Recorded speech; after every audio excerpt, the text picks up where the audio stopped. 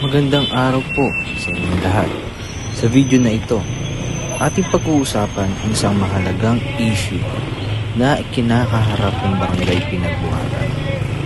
Ang paglaganap ng mga illegal na vendor at illegal na parking.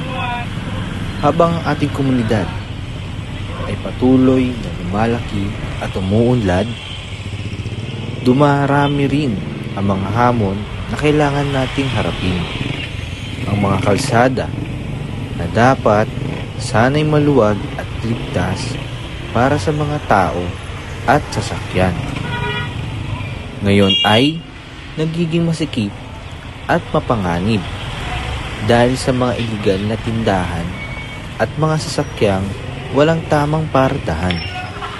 Ngunit, ano nga ba ang ugat ng problemang ito? Ano ang mga hakbang na maaari nating gawin bilang isang komunidad upang solusyonan ito?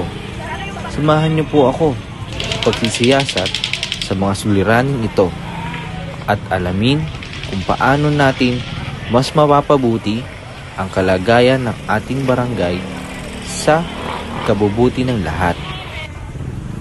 Bilang bahagi ng ating pangako sa kalinisan at kaayusan ng ating komunidad, nais kong bigyan ng pansin ang mahalagang tungkulin ng Action Line Division sa paglaban sa mga illegal na obstruction sa ating mga sidewalk, pati na rin ang paglilinis laban sa mga illegal na vendor at illegal na parking.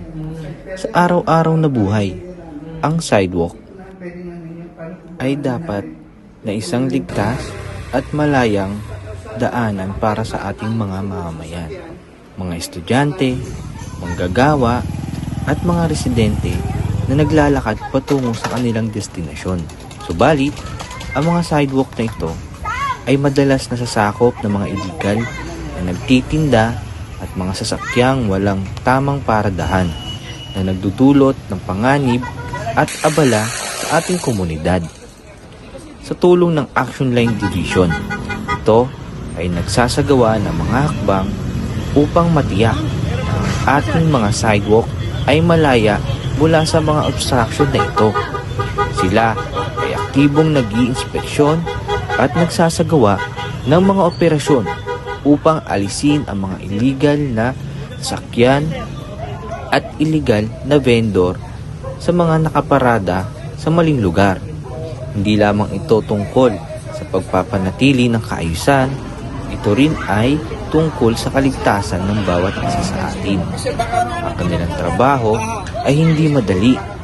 Kailangan nilang makipag-ugnayan sa mga residente, mga tindero at mga may-ari ng sasakyan upang ipaliwanag ang mga patakaran at batas na umiiral para sa ikabubuti ng lahat.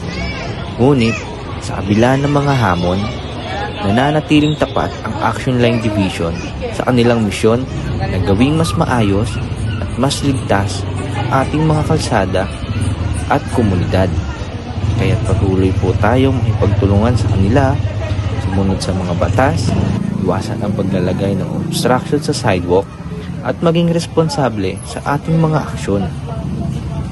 Sa video na ito, ating pag-uusapan ang mga hakbang na ginagawa ng ating lokal na pamahalaan upang masiguro na ang ating mga batas at ordinansa ay masusunod, lalo na tungkol sa mga illegal na settlers, illegal na vendor at illegal na parking. Sa ilalim ng mga ipinatutupad na ordinansa ng ating LGU, malinaw na ipinagbabawal ang pagtatayo ng anumang mga estruktura sa mga pampublikong lugar nang walang kaukulang pahintulot. Gayon din ang pag-okupa sa mga sidewalk at mga daanan ng mga illegal na nagtitinda at walang tamang paradahan ng mga sasakyan ay mga paglabag sa mga tuntunin ng ating komunidad. Ang mga hakbang na ito ay hindi lamang para sa kapakanan ng iilan, kundi para sa kabuuang kaayusan at kagandahan ng ating lugar.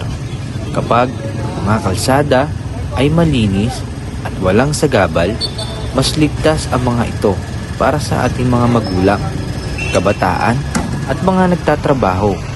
Ang malinis na paligid ay nagdudulot ng mas magandang imahe sa ating barangay na maaaring magikayat ng mga bagong negosyo at mga bisita.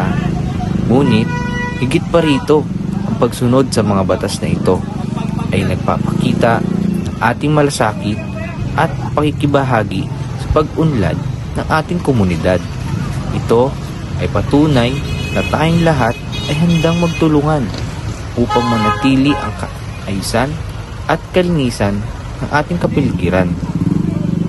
Sa pagtutok ng ating LGU sa pagpapatupad ng mga ordinansang ito, sinisiguro natin ang lahat ay sumusunod sa mga patakaran. Hindi lamang ito tungkol sa pagpataw ng parusa, kundi tungkol din sa pagbibigay alam at edukasyon sa ating mga kababayan. Tayo ay pinalad na makasama ang isang dedikadong leader na walang pagod na naglilingkod para sa kapakanan ng ating komunidad. Siya ay isang tao na palaging nasa harap ng aksyon, pinamumunuan ang mga operasyon upang masiguro na ang ating mga kalsada, sidewalk at pampublikong espasyo ay malinis at maayos at ligtas para sa lahat.